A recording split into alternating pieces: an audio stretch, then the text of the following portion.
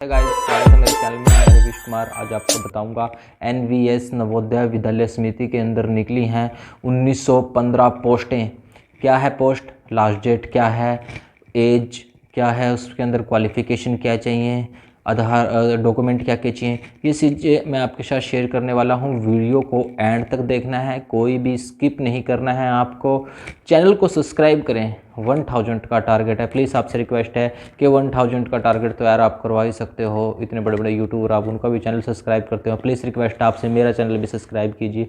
ऐसी ऐसी बेहतरीन वीडियो आपके लिए बनाता हूँ, इतनी मेहनत करता हूँ। तो चलिए स्टार्ट करते हैं। एनवीएस में निकली हैं 1915 पोस्टें। तो इसमें इंपॉर्टेंट डेट की बात करता हूँ मैं। तो इंपॉर्टेंट डेट क्या है, 12 जनवरी 2022 से ये फार्म भर रहे हैं और लास्ट डेट इसकी 10 फरवरी 2022 है। ठीक है, उसके बाद बात करना चाहता हूं मैं कि सीबीडीटी का एग्ज़ाम डेट वो 9 से 11 मार्च 2022 के अंदर ही हो सकता है। उसके बाद बात करता हूं मैं फ़ीस की।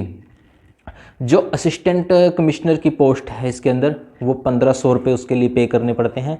फीमेल स्टाफ नर्स है उसमें 1200 रुपये फ़ीस, और लैब अटेंडेंट, मैथ्स हेल्प और एमटीएस के लिए 750 रुपये, और अदर पोस्ट है वो 1000 आपको पे करने थे। सारा प्रोसेस ऑनलाइन है, स्क्रीन पे आप ये चार्ट दे सकते हैं जो फ़ीस का मैंने अभी आपको बताया है। ठीक है, उसके बाद बात करना चाहता हूँ मैं एज लिमिट की। एज लिमिट में क्या है, 18 से कैंडिडेट जो है 18 वर्ष से ऊपर होना चाहिए, और उसमें जो है 43 से नीचे होना चाहिए। एज रिलैक्सेशन की बात करूंगा एज ए गवर्नमेंट रूल के हिसाब से, जो मैं ST, SC, OBC, PWD, PhD candidate जो मिलते हैं वो उसी हिसाब से हमें मिलते हैं।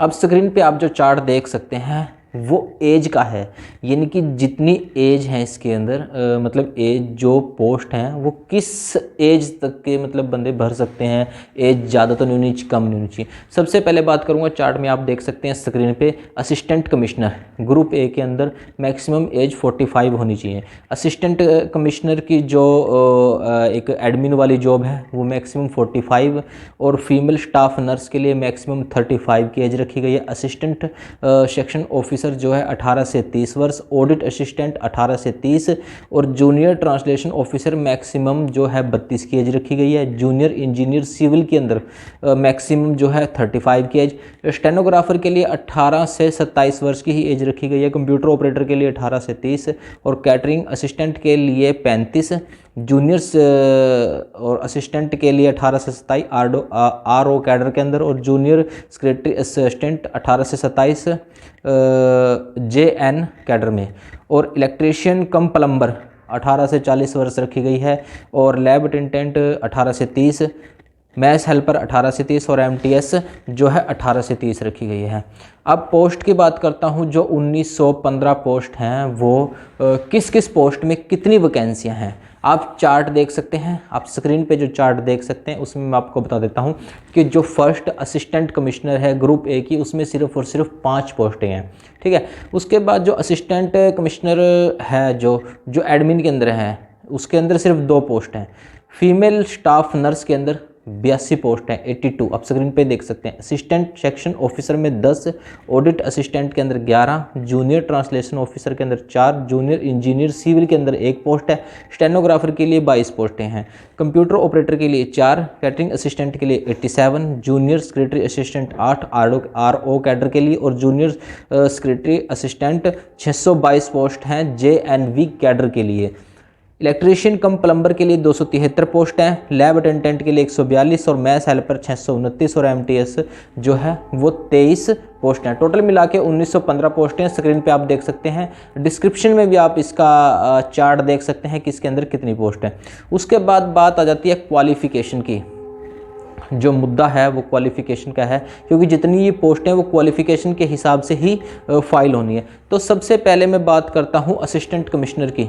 इसमें मस्ट भी पोस्ट ग्रेजुएट होना बहुत ज़रूरी है, और जो असिस्टेंट कमिश्नर एडमिन की है वो ग्रेजुएट होनी ज़रूरी है, प्लस 8 ईयर एक्सपीरियंस होना बहुत ज़रूरी है। आप स्क्रीन पे जो चार्ट देख सकते हैं वो सारा चार्ट ही आपको शो कर रहा है, और डिस्क्रिप्शन में भी ये चार्ट आपको मिल जाएगा।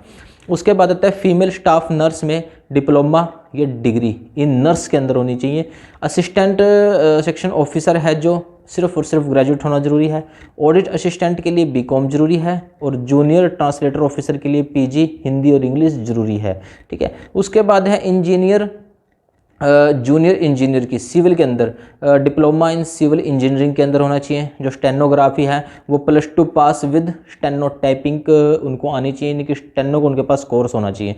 कंप्यूटर ऑपरेटर के लिए ग्रेजुएट +1 ईयर कंप्यूटर डिप्लोमा होना बहुत ही ज़रूरी है। उसके बाद है कैटरिंग असिस्टेंट के लिए डिप्लोमा इन कैटरिंग। उसके बाद है जूनियर सेक्रेटरी असिस्टेंट के लिए +2 पास प्लस टाइपिंग का कोर्स होना ज़रूरी है। और जूनियर असिस्टेंट के लिए JNV कैडर के लिए +2 पास प्लस वो भी टाइपिंग होना ज़रूरी है। उसके बाद इलेक्ट्रीशियन कम प्लम्बर ITI +2 साल का एक्सपीरियंस होना उसके पास बहुत ज़रूरी है, तभी वो फॉर्म को फाइल कर सकता है। उसके बाद लैब अटेंडेंट की बात करूँगा मैं, तो 10वीं पास उसके लिए चाहिए और डिप्लोमा इन लैब के अंदर विद +2 साइंस होना चाहिए, वो इस फॉर्म को भर सकता है।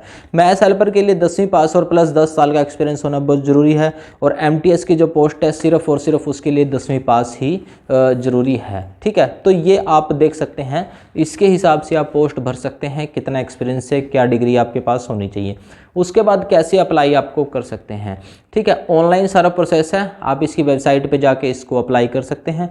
दूसरी बात इसमें आती है सैलरी की। अकॉर्डिंग टू पोस्ट आपको सैलरी मिलने वाली है। अभी कोई नोटिफिकेशन नहीं आया है सैलरी के बारे में, बाकी जब भी नोटिफिकेशन आएगा आपको वीडियो मिल जाएगी। चैनल को सब्सक्राइब कीजिए, बेल आइकन पर दबाइए और लाइक कीजिए, जैसे भी वीडियो आपको आएगी वो मिलती रहेगी। उसके बाद क्या है, कैंडिडेट सिलेक्ट कैसे होएगा, यानी कैंडिडेट का रिटन एग्जाम होगा प्लस स्किल टेस्ट होगा।